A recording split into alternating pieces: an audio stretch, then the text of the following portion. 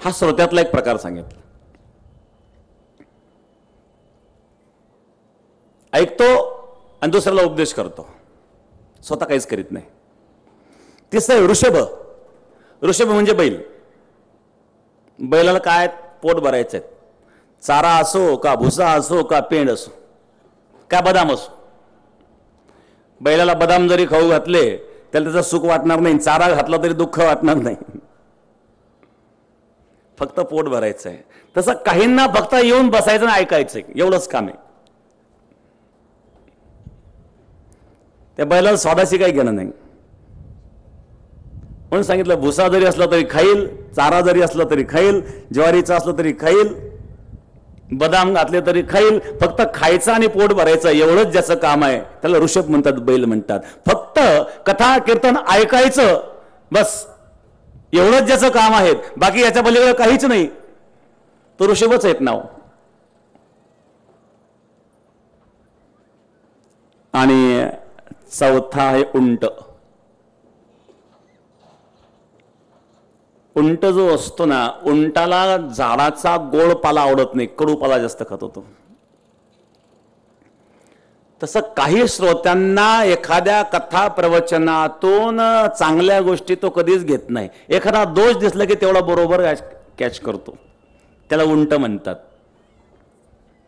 उंट कोणाला म्हणतात? चुकीच्या गोष्टी आणि ग्रहण करणारा हा उंट प्रवृत्तीचा हा एक श्रोता असतो.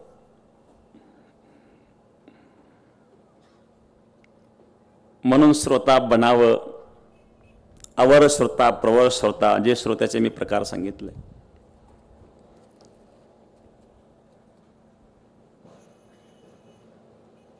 सर्वेंद्रियाणाम श्रवणम प्रधानम. सर्वेंद्रियांमध्ये श्रवणेंद्रिय श्रेष्ठ आहेत, म्हणून श्रवण करावं. या ठिकाणी प्रवचन, कथा प्रवचन श्रवण करण्याचा हा एक योग आहे. इथं ज्ञानामृत आहेत, इथं भगवंताचं भजन आहे. कान भरून ऐकेन तुझी कीर्ती, ही मज विश्रांती देवी देवा. कान भरून भगवंताचं श्रवण करायचं आहे, डोळे भरून त्या परमात्म्याचं रूप पाहायचं आहे.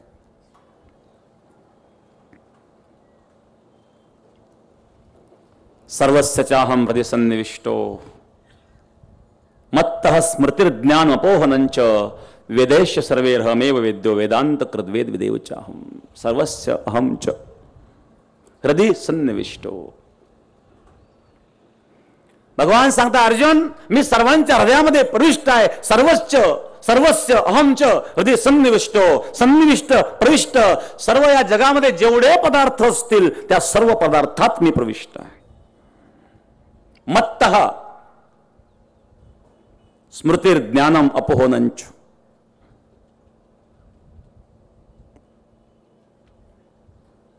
आपण 7 दिवस या श्लोकावर चिंतन करणार आहोत. हे गीतेचं वाक्य आहे. काही वाक्य प्रभुसंमित असतात. वेदशास्त्रे प्रभुसंमित आहेत, गीता प्रभुसंमित आहेत, इतिहास पुराण स्मृती मित्र संमित आहेत,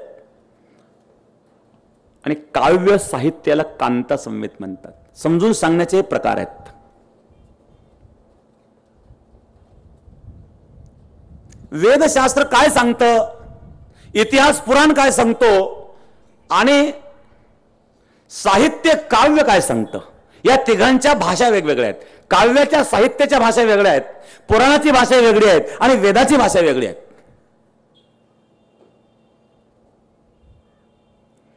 हे जोपर्यंत आपल्याला कळणार नाही तोपर्यंत वेदशास्त्राचं यथार्थ अशा प्रकारचं विवेचन आपण करू शकत नाही, किंवा वेदशास्त्र यथार्थ रीतीने आपण जाणू शकत नाही. म्हणून वेदाबद्दल, शास्त्राबद्दल जे आमच्या अंतःकरणामध्ये गैरसमज निर्माण होतात,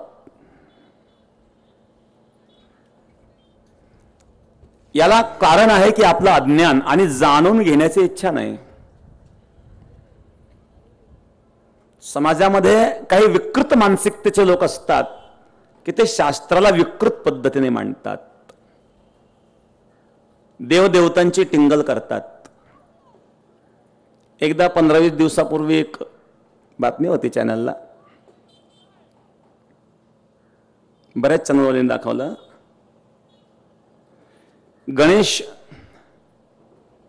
गणेशाबद्दल अपशब्द बोलणारा कोण? जाकीर नाईक. एक जाकीर नाईक म्हणून मौलवी आहे, त्यांनी गणेशाचे बरीच टिंगल अपशब्द उच्चारले.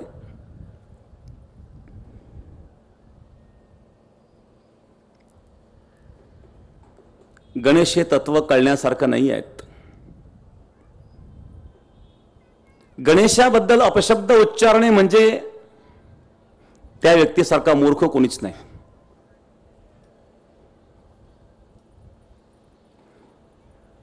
आणि त्याला हिंदू धर्मही कळाला नाही, त्याला इस्लाम धर्मही कळाला नाही.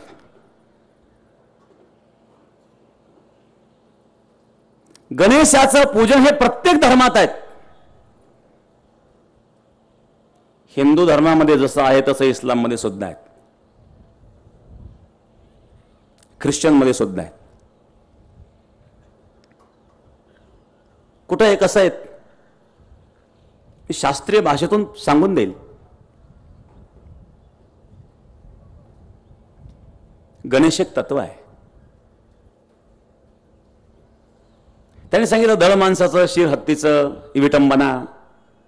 ज्या दृष्टीने तुम्ही त्या गणेशाकडे पाहता ते तसं नाही आहे, तत्वरूपाने पहा. इतिहास पुराणामध्ये काही उदाहरणं जे दिली जातात ते उदाहरणं कशा करता असतात, काही रूपकात्मक उदाहरणं असतात, पटण्याकरता, कळण्याकरता. मुक्ताबाई वर्णन करतात, मुंगी उडाली आकाशी तिने गिळले सूर्यासी, थोर नवलाव झाला वांझे पुत्र प्रसवला, विंचू पाताळाशी जाय शेष माता वंदी पाय, मासी व्याली घार झाली देखोनी मुक्ताई हसली. यात काय कळण्यासारखं आहे? मुंगी उडाली आकाशी तिने गिळले सूर्यासी. आता अज्ञानी मस्त हसेल हे शब्द ऐकल्यानंतर. इतर शब्दाचा अर्थ करायचा नाही, हे रूपक आहेत. मुंगी म्हणजे माया, सूर्य म्हणजे ब्रह्म. मायेच्या अज्ञानामुळं आणि त्या मायेच्या आवरण दोषामुळं आणि ब्रह्म झाकल्या गेलं. मुंगी उडाली आकाशी तिने गिळले सूर्यासी. इथं माया आणि ब्रह्माचं स्वरूप मुक्ताबाईंनी समजून सांगितलंय. ही माया कशी आहेत? मा म्हणजे नाही, या म्हणजे आहे. नसूनही जी भासते तिला माया म्हणतात. या मायेचं स्वरूप त्या भंगामध्ये सांगितलं. परंतु या ठिकाणी रूपक केलेलं आहे मुंगीचं आणि सूर्याचं.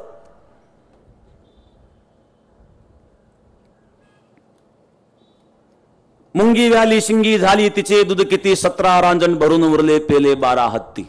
आता मुंगीचं एवढं दूध असतं का? हे रूपक आहे. जिथं रूपक असतात तिथं शब्दशः अर्थ करायचा नसतो. गणेश हे तत्व आहे.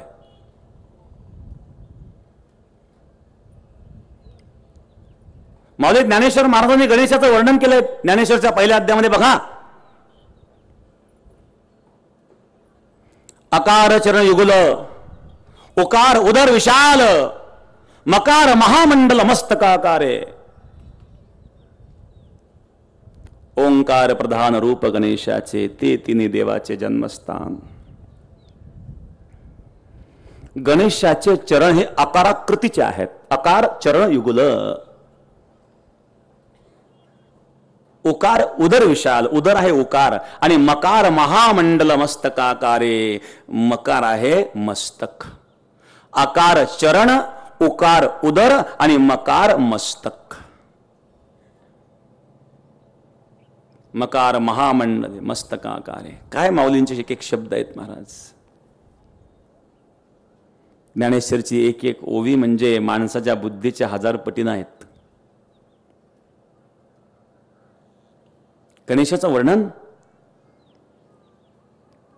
ओंकाराचं सगुण स्वरूप म्हणजे गणेश आहे. अकार उकार मकार. शास्त्रामध्ये ओंकार उपासना सांगितलेल्या आहेत. आकार म्हणजे काय, उकार म्हणजे काय, मकार म्हणजे काय, स्थूल सूक्ष्म कारण विश्व तेजस प्राज्ञ विराट हिरण्यगर्भ ईश्वर वगैरे त्याचे प्रकार आहेत. त्या साधनेकडे आपल्याला जायचं नाही आहे. आकार उकार मकार आणि या तीन मात्र्याच्या पलीकडं आहे मध्ये कोर आहे, चंद्रकोर, आणि एक अशी कोर असते आणि त्याच्यामध्ये टिंब आहेत. ते आहे इस्लाम धर्माचं चिन्ह, चंद्रकोर आणि चांदणी.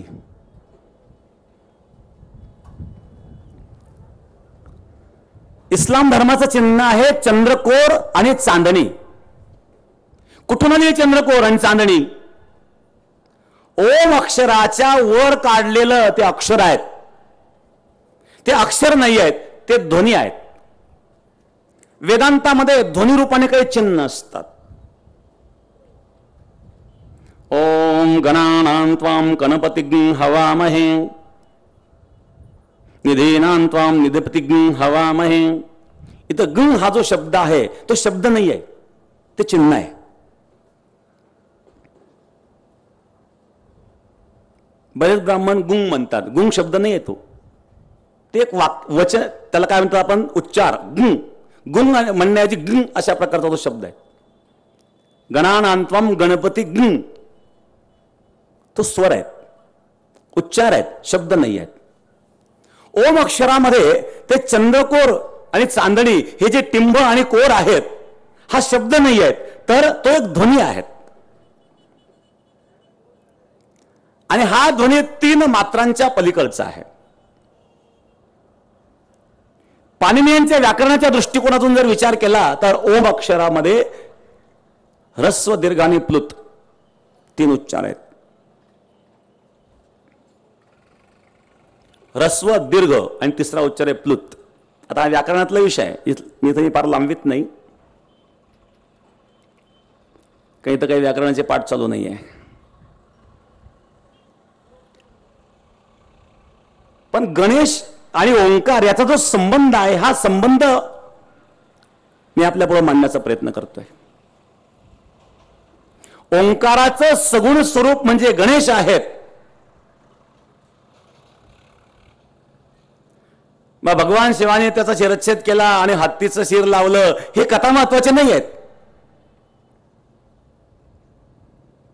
त्याच्या पाठीमागचं तत्व आणि पुराणामध्ये अशाच अनेक प्रकारच्या कथा आहेत. तर त्या ठिकाणी शिक्षा प्रधान वाक्य जिथं असतं त्याला पुराण म्हणतात. इतिहास आणि पुराण दोघांमधला फरक आहे. इतिहासामध्ये घटना प्रधान वाक्य असतात आणि पुराणामध्ये शिक्षा प्रधान वाक्य असतात. पुराणामध्ये घटनेला महत्व नसून त्यातून सौंदर्य, संपत्ती, सत्ता हे जर मूर्खाकडे असेल तर मूर्ख त्याचा दुरुपयोग करतो. सौंदर्य आहे, विवेक नाही, दुरुपयोग होतो. सामर्थ्य आहे, तारुण्य आहे, विवेक नाही, दुरुपयोग होतो. सत्ता आहे, विवेक नसेल, सत्तेचा दुरुपयोग होतो. आतापर्यंत सत्तेचा दुरुपयोग करणारे अनेक आपण पाहिले असतील. संपत्ती आहे, विवेक नसेल तर संपत्तीवान त्या संपत्तीचा दुरुपयोग करतो. तसं मूर्खाला ज्ञान असेल तर मूर्ख त्या ज्ञानाचा दुरुपयोग करतो.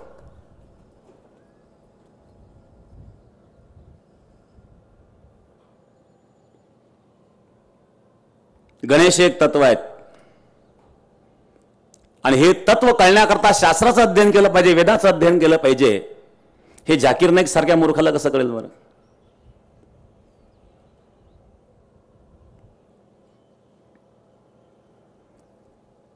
इस्लाम धर्मामध्ये उर्दू भाषेमध्ये एक वाक्य आहे,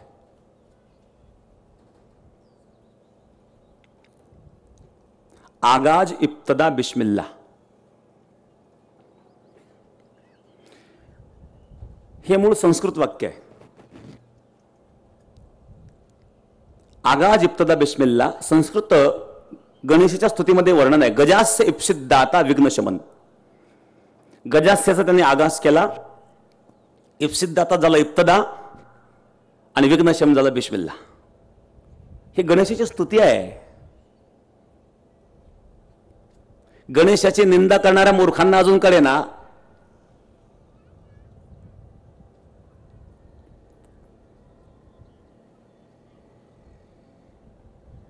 इंग्रजी भाषेमध्ये बिगनिंग शब्द आहे.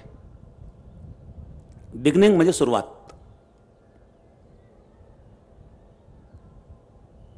हा मूळ शब्द काय?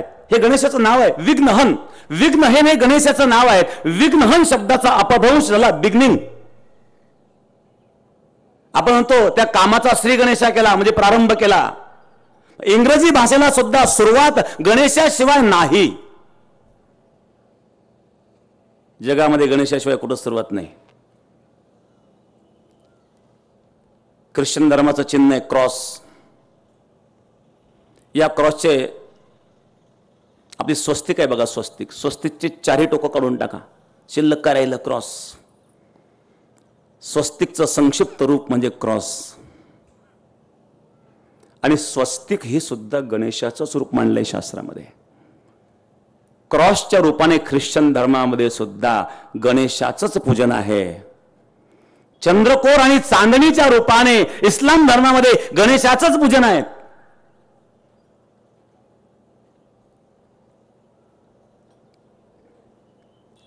आणि गीतेमध्ये भगवान सांगतात ओम इति एकाक्षरम ब्रह्म. ओम हे एकाक्षर ब्रह्म आहे. गीता सुद्धा तेच सांगते. गणेश हे तत्व आहे.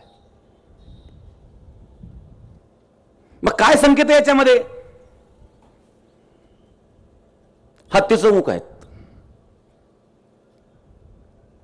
मस्तक विशाल आहेत. विशाल मस्तक असेल, ज्याचा मेंदू मोठा असतो ना, तो बुद्धिमान असतो बरं का.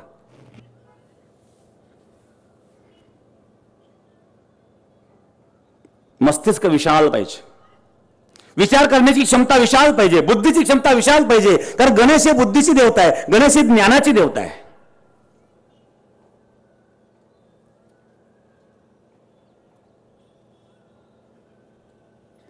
मौली ज्ञानेश्वर महाराज वर्णन करतात ओम नमोजी आद्या वेद प्रतिपाद्या जय जय स्वयं विद्या आत्मरूपा देवा तूच गणेशू सकलमती प्रकाशू म्हणे निवृत्ती दासो उदाहरी दोजी. देवा तूच गणेशू सकल मती प्रकाशू. सर्वांच्या बुद्धीला प्रकाश देणारा, बुद्धीला प्रकाशित करणारा तू आहे. देवा तूच गणेशू सकल मती प्रकाशू. मग बुद्धीला प्रकाश देणारा गणेश म्हणजे काय? बुद्धीची देवता आहेत.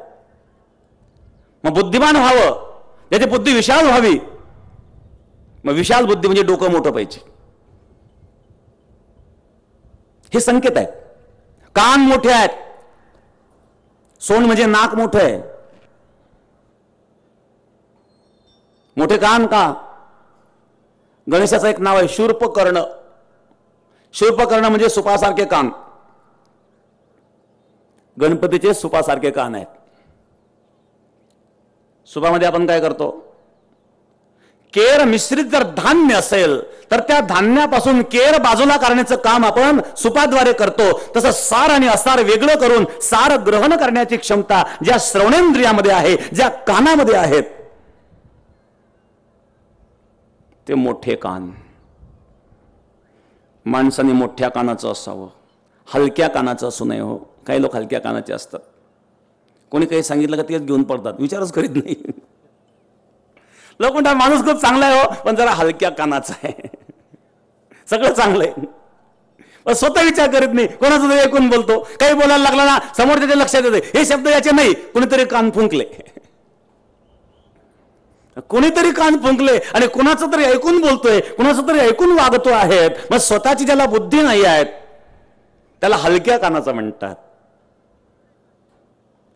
भगवान गणेश सांगतात माणसाने मोठ्या कानाचं असावं. मोठ्या कानाचं म्हणजे शूर्पकर्ण, सुपासारखे कान. असार बाजूला करा, सार स्वीकारा.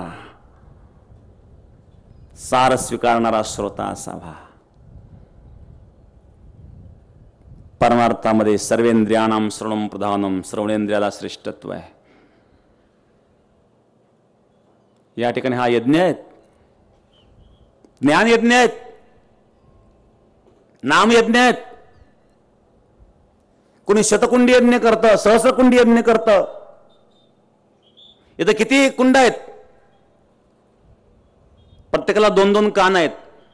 जेवढे मुंडे आहेत ना त्याच्या दुप्पट कुंड इथं.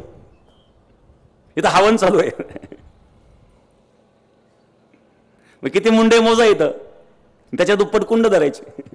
एवढ्या कुंडी आपला येत नाही.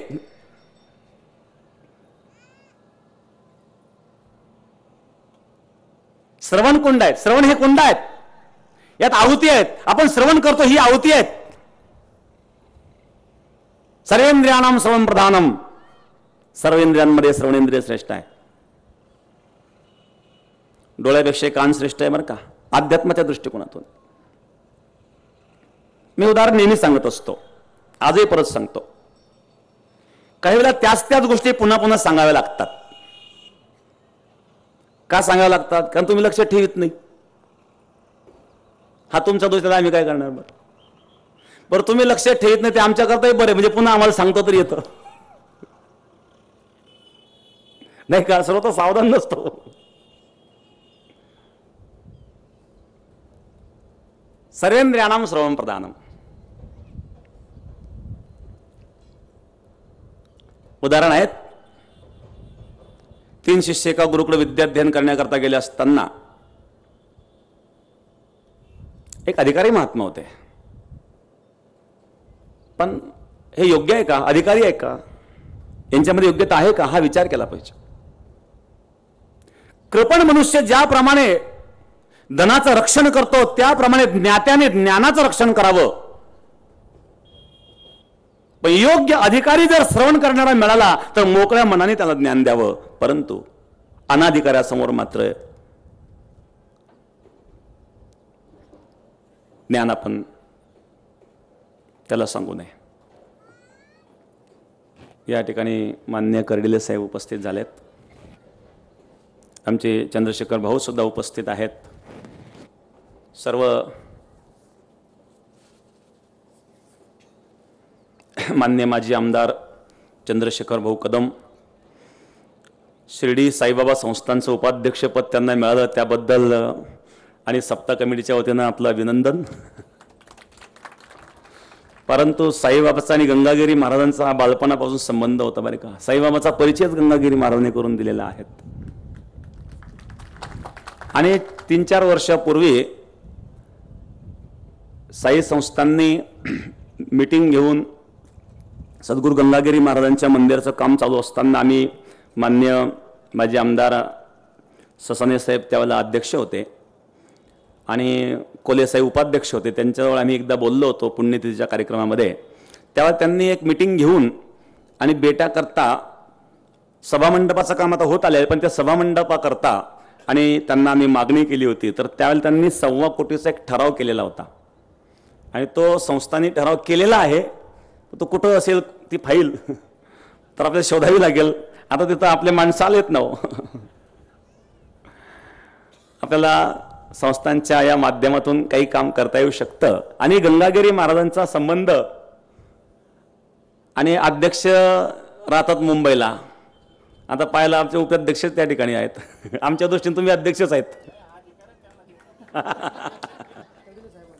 कर्डिले साहेब म्हणतात अधिकार त्यांना देऊन टाकले. धन्यवाद.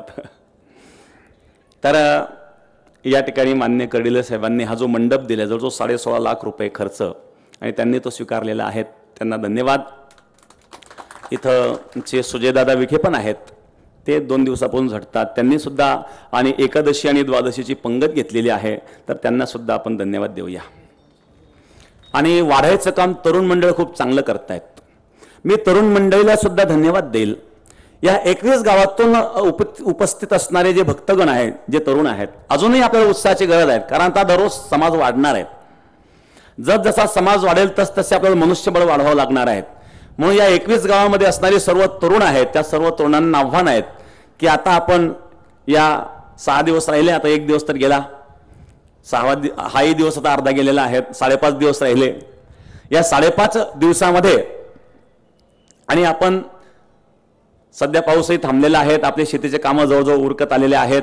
म्हणून आपण जास्तीत जास्त वेळ या ठिकाणी द्यावा. संपूर्ण 21 गावातील सर्वांनीच, अबालवृद्ध जे ज्येष्ठ आहेत त्यांनी मार्गदर्शन करावं आणि जे तरुण आहेत त्या तरुणांनी आणि स्वतः उभं राहून या ठिकाणी सेवा करायची आहे.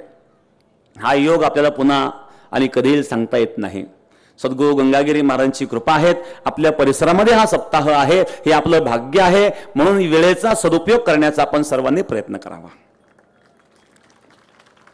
या ठिकाणी मान्य गोरक्षनाथ मुसमाळे उपस्थित आहेत, नितीनराव कापसे आहेत, बबनराव मुठे आहेत, सचिन शिंदे आहेत, बाबासाहेब गोगरे आहेत, अमोल गायके आहेत. त्याचप्रमाणे IBN लोकमत चॅनल सप्ताहाचे प्रक्षेपण आणि उद्यापासून करणार आहेत. उद्या सकाळी 6 वाजता आणि दुपारी 2:30 वाजता IBN लोकमत वर आणि आपला हा कार्यक्रम दिसणार आहे. म्हणून सकाळी 6 वाजता आणि दुपारी 2:30 वाजता ही वेळ असणार आहे. आणि सप्ताह स्थळापर्यंत येण्याकरता ST डेपो श्रीरामपूर संगमनेर राहुरी येथून जी बस सेवा उपलब्ध करून दिलेली आहे, तर ST डेपोचं सुद्धा धन्यवाद, पोलीस खात्याचं सुद्धा धन्यवाद, इलेक्ट्रिक खात्यालाही धन्यवाद. सद्गुरू गंगागिरी महाराजांचं चरित्र पुस्तक आपण प्रकाशित केलेलं आहे. सद्गुरू गंगागिरी महाराज ते सद्गुरू नारायणगिरी महाराज असं पुस्तकाचं नाव आहे. ज्याला कोणाला पाहिजे असेल तर भजन मंडपाच्या समोर आणि जी काही कुटी आहेत आपली त्या ठिकाणी स्टॉल आहेत. तर गंगागिरी महाराज पासून तर नारायणगिरी महाराजांपर्यंत या सर्व महापुरुषांचं चरित्र त्या पुस्तकामध्ये आहेत. अगदी अल्प दरामध्ये आपण ते पुस्तक या ठिकाणी आपल्याला उपलब्ध करून दिलेलं आहे. सर्वस्य चाहम हृदय सन्निविष्टो मत्त स्मृतिर्ज्ञानमपोहनंच वेदेश सर्व रेमय वेद वेदांत कृद्वेद विधेय चाहम सर्वस्य अहम च सर्वांच्या हृदयात मी आहेत. ते प्रसंग सांगत होतो. सर्वेंद्रियानाम श्रवणम प्रधानम. सर्व इंद्रियांमध्ये श्रवणेंद्रिय हे श्रेष्ठ आहे अध्यात्माच्या दृष्टीने. एका महात्म्याकडे 3 शिष्य गेले. महाराज, विद्याध्ययन करण्याकरता मी आमच्याकडे आलेलो आहोत, आपणास आम्ही शरण आहोत. तद्विद्धी प्रणिपातेन परिप्रश्नेन सेवया उपदेक्षन्ते ते ज्ञानम ज्ञानिनस्तत्वदर्शनः. शरणागती पत्करण्याचे सुद्धा काही नियम आहेत. सगुरु मेवाभिगच्छेत समित पाणिम. गुरुला शरण जावं, समित पाणी, पाणी म्हणजे हात, हातामध्ये समिधा घेऊन उपयोग्य वस्तू घेऊन शरण जावं. हे 3 बालक आहेत. तिघं समोर बसले. तिघांना प्रश्न विचारला, खरोखर हे ज्ञानाचे अधिकारी आहे का? पहिल्या मुलाला प्रश्न विचारला, बाळ, माझा एक प्रश्न आहे. डोळ्याचं आणि कानाचं अंतर किती? म्हणलं, महाराज, डोळ्याचं काना 4 बोटाचं अंतर आहे. सांगितलं, घरी जा, तुला इथं आश्रमात राहता येणार नाही. कुठ म्हणलं इथून? दिला काढून. दुसऱ्या मुलाला विचारलं, डोळ्याचं कानाचं अंतर किती? सांगितलं, डोळ्याचं कानाचं अंतर बरंच आहे. बरंच म्हणजे डोळ्याने पाहिलेलं सत्य असतं आणि कानाने ऐकलेलं असत्य असू शकतं. हे डोळ्याचं आणि कानाचं अंतर आहे. म्हणजे उदाहरण, अनेक उदाहरणं सांगता येतील. त्यांनी महाभारतातलं एक उदाहरण सांगितलं. भारतीय युद्धामध्ये कौरव पांडवांचं युद्ध चालू असताना द्रोणाचार्य प्रधान सेनापती आहे. भगवंताची चाल आहेत. भीमाने अश्वत्थामा नावाचा हत्ती मारला. मोठ्या मोठ्याने भीम ओरडतोय, अश्वत्थामा मेला, अश्वत्थामा मेला, अश्वत्थामाने माझ्या हाताने मारला. हे शब्द द्रोणाचार्यांच्या कानावर जेव्हा गेले, द्रोणाचार्य उदास झाले. द्रोणाचार्यांचा पुत्र अश्वत्थामा. द्रोणाचार्यांनी धर्मराजा विचारलं, धर्मा, खरंच अश्वत्थामा मेला का? कारण द्रोणाचार्यांचा इतरांवर कोणावर विश्वास नव्हता. धर्मा, खरंच अश्वत्थामा मेला? धर्म म्हणला, हो, पण नरवा कुंजरो. अर्धसत्य बोललं इथं. अश्वत्थामा मेला, पण नर अथवा कुंजर म्हणजे हत्ती.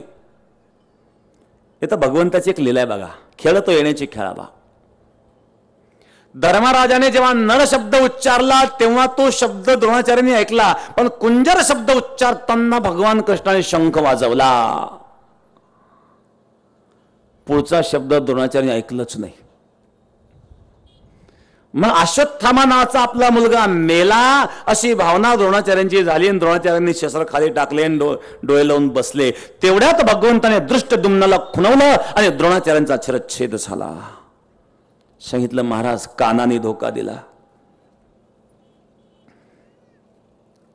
जर प्रत्यक्ष डोळ्याने पाहिलं असतं तर अश्वत्थामा नावाचा द्रोणाचार्यांचा मुलगा मेलेला नव्हता. अश्वत्थामा नावाचा हत्ती मेला होता. प्रत्यक्ष डोळ्याने पाहिलं असतं तर अनर्थ घडला नसता, पण कानाने धोका दिला. म्हणून डोळ्याने पाहिलं सत्य असतं, कानाने ऐकलेलं असत्य असू शकतं. हे डोळ्याचं आणि कानाचं अंतर आहे.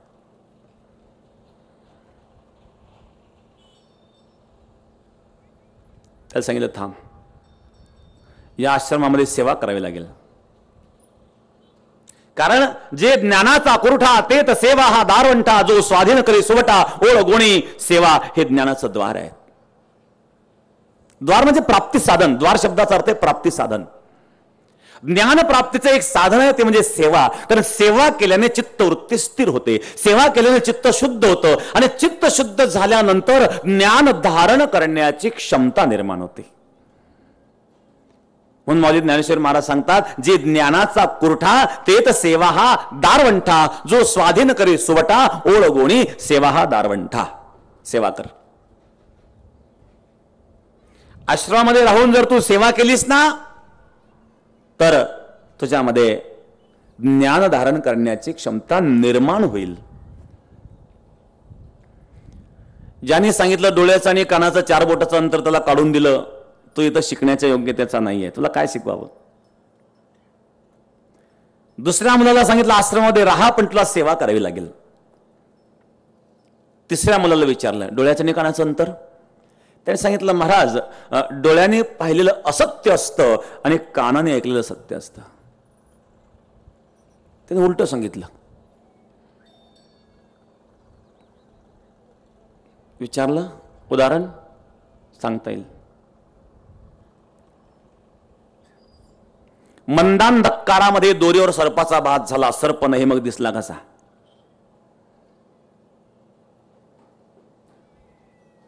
डोळ्याने दाखवलेलं जर सत्य आहे तर मग दोरीवर जर सर्पाचा भास झाला, मग सर्प नसताना दिसला कसा. शिंपल्यावर चांदीचा भास होतो, चांदी नसताना चांदी दिसली कशी. मृगजळ असतं उन्हाळ्यामध्ये आपण पाहतो ना, लांब पाहिल्यानंतर पाण्यासारखा भास होतो, पाणी नाही मग दिसलं कसं. उन्हाळ्यामध्ये दुपारच्या वेळेला जर आपण हायवे रोडने चाललो तर रोडवर सुद्धा पाणी सांडलेलं असं वाटतं, लांब. जवळ गेल्यावर काहीच नाही.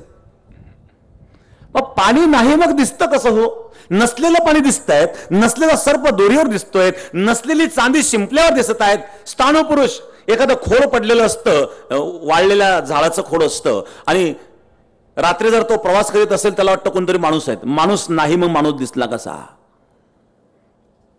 नसलेला माणूस या डोळ्याने दाखवला, नसलेला सर्प या डोळ्याने दाखवला, नसलेली चांदी डोळ्याने दाखवली. माझा डोळ्यावर विश्वास नाही.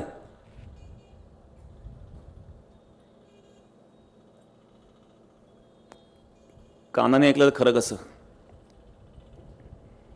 भगवंताने अर्जुनाला गीता सांगितली, अर्जुनाने ते कानाने श्रवण केले, उद्धार झाला. शुकाचार्यांनी परीक्षितला भागवत सांगितला, परीक्षितेने कानाने श्रवण केला. कथा भागीरथी स्नान जे करीते त्यांचे उद्धरते पुरोजते. करील जो प्रश्न सांगेल जो कथा श्रवण करिता उद्धरती. गीता श्रवण केल्याने अर्जुनाचा उद्धार झाला, भागवत श्रवण केल्याने परीक्षितीचा उद्धार झाला. कानाने श्रवण केला. सर्वेंद्रियाणाम श्रवणम प्रधानम.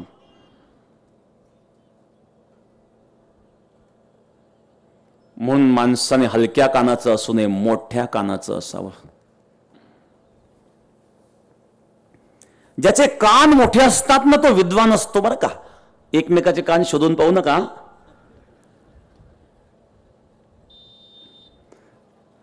गणेश हे बुद्धीची देवता आहेत, ज्ञानाची देवता आहेत. ज्ञान प्राप्त करण्याकरता कान मोठे पाहिजे. कान मोठे पाहिजे, जे श्रवण व्यापक पाहिजे. दुसऱ्याचे ऐकून घेण्याची क्षमता ज्याच्यामध्ये नसेल तो कधीच विद्वान होऊ शकत नाही.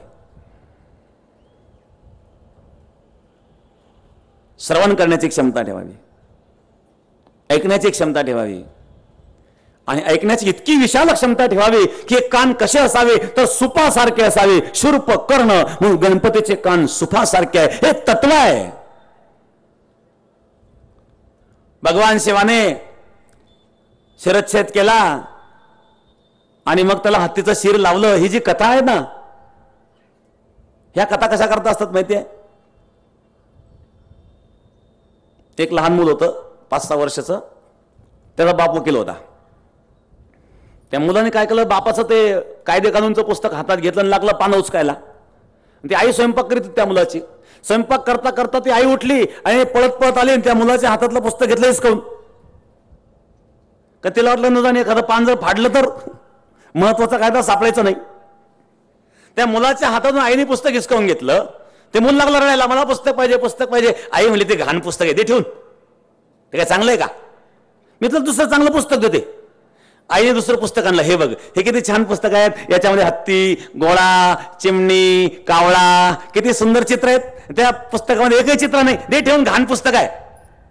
मग आईने त्या मुलाला चित्रामध्ये रंगवलं. तसं अध्यात्म, तत्वज्ञान,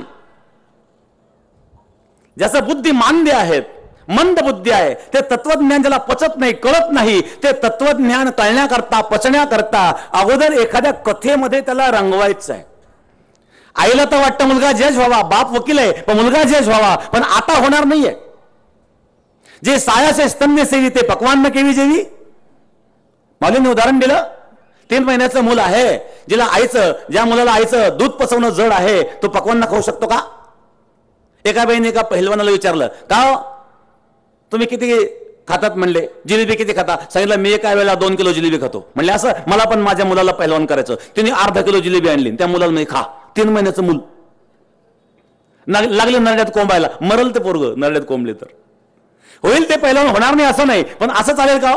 हळूहळू ढाळे ढाळे हळूहळू त्याची क्षमता वाढवावी लागेल, त्याला व्यायाम शिकवावा लागेल. तसं तत्वज्ञान जाणण्याची, तत्वज्ञान समजून घेण्याची क्षमता ज्याच्यामध्ये नाही. कडू औषध असतं, कडू औषध मूल पित नाही. आई म्हणते, हे बघ, जर तू हे औषध घेशील ना, मी तुला एक चॉकलेट देईल. तसं अध्यात्म हे जे आहेत, या अध्यात्माला पचवण्याकरता मध्ये मध्ये दिलेले उदाहरणं म्हणजे चॉकलेट आहे, मन रमवण्याकरता. मग पुराणामध्ये असणाऱ्या ज्या कथा आहेत, त्या कथेला महत्व नाही आहे. त्या कथेतून कोणते विचार आपल्याला घ्यायचे आहे ते महत्वाचे आहे. इथं गणेश तत्व, हत्तीचं मस्तक लावलं म्हणून त्याची निंदा करणं महत्वाचं नाही आहे. गणेश हे तत्व आहे.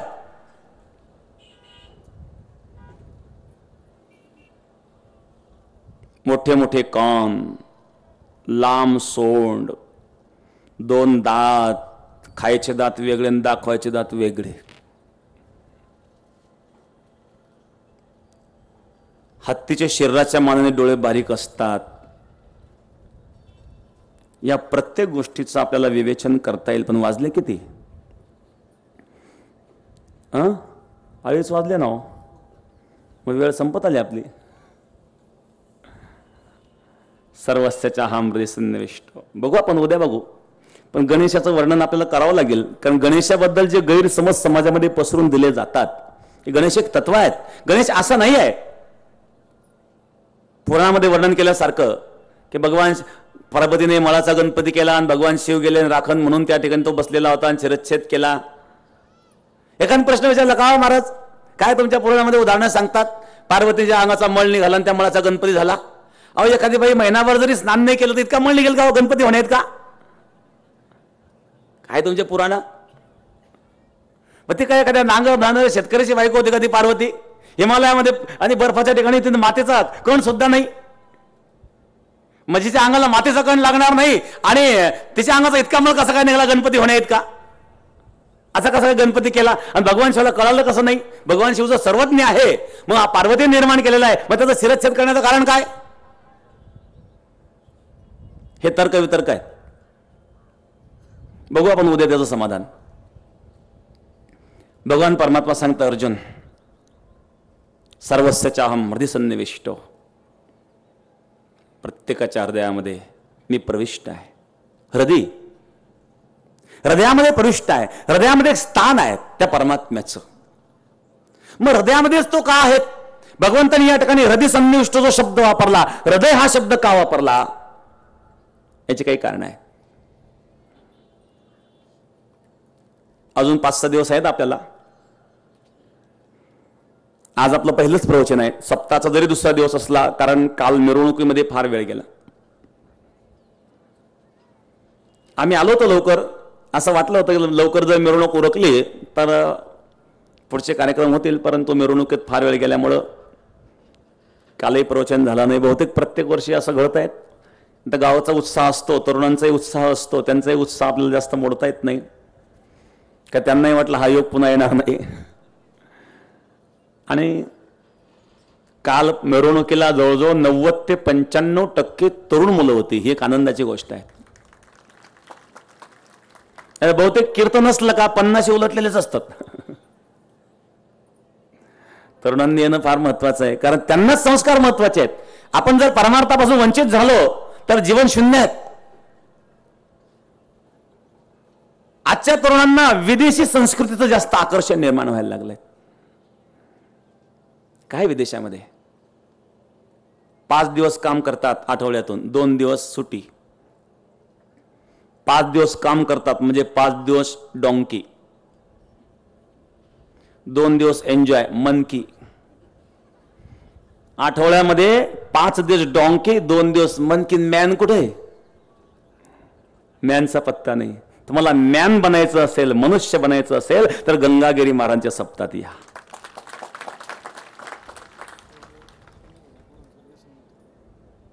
कधी येते? शेवटच्या दिवशी, काल्याच्या दिवशी, काल्याचं कीर्तन सुरू होण्याच्या अगोदर, कारण यावर्षी काल आपला 15 ऑगस्ट या दिवशी आहेत आणि 15 ऑगस्ट म्हणजे स्वातंत्र्य दिन आहेत. म्हणून स्वातंत्र्य दिनाचं ध्वजारोहण आपण या ठिकाणी करणार आहोत. इथं आपण हे खांब उभा केलेला आहे ध्वजारोहणाकरता. तर स्वातंत्र्य दिनाच्या निमित्ताने आपण ध्वजारोहण करणार आहेत. आणि एक या ठिकाणी एक कार्यक्रम आपण असा ठेवलाय कीर्तन सुरू होण्याच्या अगोदर की 50,000 मुलं या ठिकाणी आणि व्यसनमुक्तीचे शपथ घेणार आहेत.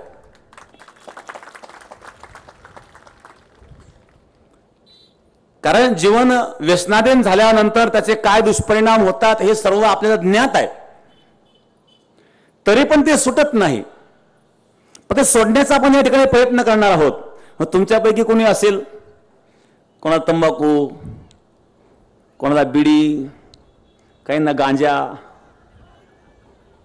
आम्हाला सुद्धा काही भेटतात हे भगवे कपडे असल्यामुळं. आहे का महाराज? बम बम बोले टेकड़ी वाले, कैलाश के राजा, चिलम भरले ताजा ताजा, दम लगाने आजा. हे तर आमचे शिवगिरी महाराज बसले, हरियाणातून आले ते. एकदा त्यांच्याकडे गेलो होतो मी, हरियाणामध्ये बरेच दिवस झाले. कुरुक्षेत्रावर रेल्वे स्टेशनवर उतरलो आणि बस स्टँडवर चाललो. तिथून बस स्टँड ते रेल्वे स्टेशन जवळजवळ 1.5-2 किलोमीटर अंतर आहेत. झेलमनी उतरलो, 2 वाजता झेलम तिथे गेला. एवढ्या रात्री काही सोय नाही, तिथंच थोडा आराम केला आणि पाठी सकाळी 6 वाजता तिथून बस होती जिंद, कुरुक्षेत्र ते जिंद. त्या बसने जाण्याकरता निघालो. एक मनुष्य भेटला. आओ महाराज महाराज महाराज बैठो बैठो. अरे भाई बस गाड़ी चली जाएगी, आप क्यों चिंता करते हो? हम संसारी होते हुए भी चिंता नहीं करते, आप साधु होते हुए चिंता करते हो. गाड़ी जाएगी तो दूसरी भी आएगी, आप क्यों चिंता कर रहे हो? मी विचार केला, हा एवढा याचा ओळख नाही, परिचय नाही, परिचय असल्यासारखं बोलतोय. त्याने बळजबरीने बसवलं. बसवल्यानंतर म्हणजे निकालो. त्याला वाटलं 100% तर आहेच. त्याला विचार, निकालो क्या निकालो? बोले निकालो. तुला सांगितलं भाई आप गलत जगह पे आ गए हो, या ये नहीं मिलने वाला. तो मनुष्य एवढा लाजला की त्याचा चेहरा अगदी पाण्यासारखा झाला. कुठलंही व्यसन असेल, कोणाला बिडीचं व्यसन असेल, कोणाला तंबाखूचं व्यसन असेल, काहींना मिश्री लावायचं व्यसन, ते सुद्धा व्यसनच आहेत. ते तंबाखूचीच आहेत ना. आमच्या महिलांना काही आहे सवय मिश्री लावायची. आपल्याला इथं संकल्प करायचा. आपण 50,000चं टार्गेट ठेवलंय. 1 लाख लोकांनी जरी निर्णय घेतला काय बिघडलं? कमीत कमी आपले 50,000. स्वातंत्र्य दिनाच्या दिवशी आपण 50,000 मुलांना इथं शपथ देणार आहोत व्यसनमुक्तीची. गुटखा असेल, गुटखा सुद्धा फार वाईट आहे, फार विषारी आहेत. एकदा एक प्रसंग, एका माणसाला एक मुलगा नेहमी गुटखा खायचा आणि त्याचं प्रमाण इतकं वाढलं की तो गाल सडला. एक दिवस ब्रश करता करता गालातून ब्रश बाहेर निघाला. तर त्याचे होणारे जे परिणाम आहेत हे परिणामाचा विचार आपण करीत नाही. आणि म्हणून 15 ऑगस्ट या दिवशी स्वातंत्र्य दिनाच्या निमित्ताने 50,000 मुलं या ठिकाणी व्यसनमुक्तीचं शपथ घेणार आहेत आपला कीर्तनाचा कार्यक्रम सुरू होण्याच्या आधी. हे आपल्यालाही माहिती असावं आणि ज्याला माहिती नसेल त्यांना आपण ती माहिती द्यावी. सर्वस्य चाहम हृदिसन्निविष्टो मत्त स्मृतिर्ज्ञानमपोहनंच वेदेश सर्वैरहमेव वेद्यो वेदांत कृद्वेद वेदेव चाहम. भगवान परमात्मा अर्जुनाला आणि या ठिकाणी सांगतायत सर्वांच्या हृदयामध्ये मी प्रविष्ट आहे. या ठिकाणी श्री राजेंद्र सोपनराव जगताप सप्ताकर्ता हे शिर्डी संस्थानचे मंदिर प्रमुख आहेत. त्यांनी 25,000 रुपये सप्ताकर्ता आणि दिलेले आहेत. तर मान्यचे चंद्रशेखर भाऊ आणि कर्डिले साहेब त्यांच्या हस्ते आणि ते देत आहेत. त्याचा आपण स्वीकार करायचा आहे.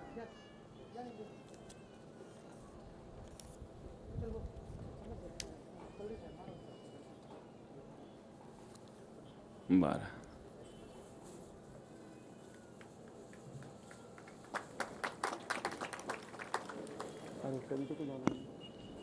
जय हरी. या ठिकाणी राहुरी विधानसभा मतदारसंघाचे मान्य आमदार चंद्रशेखरजी कदम, माजी आमदार चंद्रशेखरजी कदम यांनी देणगी प्रदान केलेली आहे. आणि विद्यमान आमदार मान्य शिवाजीराव कर्डिले साहेब हे या ठिकाणी संपूर्ण तालुक्याच्या वतीनं महाराजांचं संतपूजन करत आहेत.